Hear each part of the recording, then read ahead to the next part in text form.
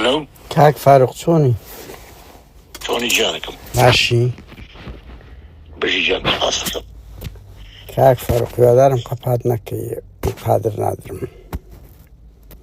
کە قادر بڵێ با گفتوگویەک بکەینە تو هەر ڕەئیەک گفتوگۆم لەگەڵ تۆ نییە کاک بەتواز بێنە بە چۆم ئەمە فایڵەشی توختاو خەڵک شەرم ناکەی بە بڕەکەی بۆ خەڵکو ئەمە چ زانکۆی خوێنی تر قسمی سەحەفەیە تۆ شەرم لە قۆڵی خۆرە برا ئەتوو دەرێ ئاگات لە دنیا نییە ئەتوو کارەکتەرەشی سەواشەکاری ئەدەبتەبی سەرسەری جوێنی چنددە ئەوە ئەدەبتە ئەوە فەیلسوفەکەتە جوێن دەدەی داوەشەی فاروق تخوا شەرم لە خۆت ناکەی جوونانە دەدەی خۆش پێ فەیلسوفە ها شەرم لە خۆت ناکەی کۆیلە دەورە جواب دەوە دەمەوێت بە ئەدەبەوە قسە لەگە بکەم ئەوە قەپاتی کرد داوەشەی بە من دەڵێن ئەوە تخوا بزانە ئەوە فەیلسوفەکەی جوێن دەدا هاوڕێیان لە بەوم نییە لەکوێ من جوێنمدایە وەکو ئەو فاروق ڕەفیقە هاوڕێیان وەڵەوازی لێ ناینی ئەوە جوێن دەداوە جوێن بە سلێمانیشیدایە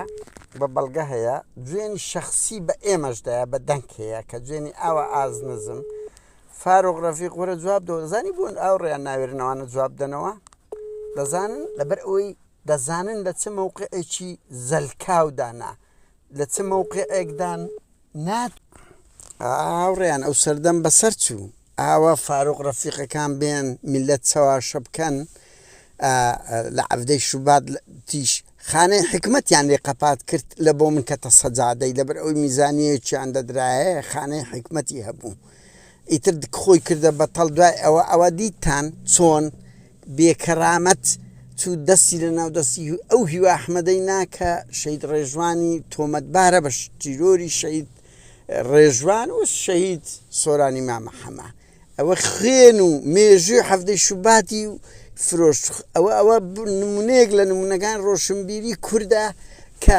خاوەنی قێم و ئەخلاق نین ئاخر هاوڕێیان ئینسانێک با خاوەنی سەد کتاببی ئینسانێک با کۆمەڵێک دروشمی بریقەدەر کە خالی بوو لە قێم و ئەخلاق تامی چی دەمینێ خۆ کێشەیمە لەگەر ڕۆشنبیر و سیاسی کورد ئەوەی خاڵین لە ئەخلاق خاڵین وەرە فاروق ڕەفیق وەرە بە خەڵک بڵێ ئەو خۆت پێ فەیلسوفە وەرە پێم بڵێ کو دەکرێ خیانەت لە نزیکترین هاوڕێ خۆت بکەی بچە ماڵی خیانەت لە بەختیار بکەی وەرە بە خەڵک بڵێ دەمیزە و پرسیارانت لێ بکەم بەس دەزانیت مێژوکی ڕەشت هەیە مێژوکی قێزەوەنت هەیە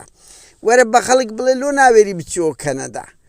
ئەو شەهادەی وەرت گرتیە لە سەروی 200,000 دۆلارت لێ سەرف کردیە وەرە پار لە ترسی قەردی حکومەتت ناوێری بچیەوە کە ئێستاکە زەریبەی لەو 15 ساڵەی گەلێک زۆر هاتە سەرێ هەمووانە لە کەنەدازان بچووکترین شەهادە 20,000 دۆلاری دەوێت وەرە ئەو فاروقە 200,000 دۆلاری زیاتر قەت کردیە فایزی ئەو 15-20 ساڵە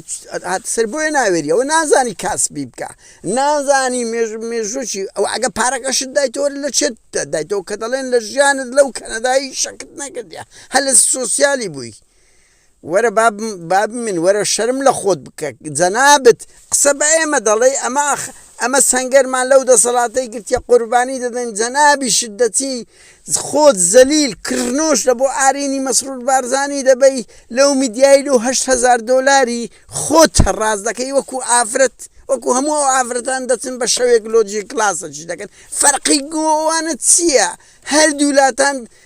ئەو بە مێشی ئەو جەستەی دەفرۆشیتن فەرقتان چییە دێ ئەو جەست دوێن بە ئێمەش دەدەی ئێمە بەو شێوەیە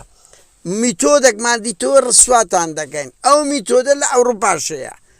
ڕۆژنامەگەریشەیە هاوڵاتێکی کاک هاوڵاتێکی ئاسانی ئاوە فاروق ڕەفیق ڕسواتان دەکەین کە نەوێرن بە کەیفی خۆتان خیانەتیش بکەن بێن بە سەقەفیش خۆتان بە خەڵکە بچێشن تاوانیش بکەن وەکو حیزب و کەسی سیاسی ئەوە بکەن ئاوا لە جیاتی ناڕەزایەتی ئاوە دەین لە دەرگاکانتان دەدەن لە تەلەفۆناتەکانەوە لێتان دەینە ژۆرێ شەرم لە خۆتان بکەن ئەو زۆرە نوخبە ڕۆشنبیریە کە خۆتان وەکو ئافرەتی لەش فرۆش هەرڕاز لە بەرامبەر منداڵی مەسوول دەکەن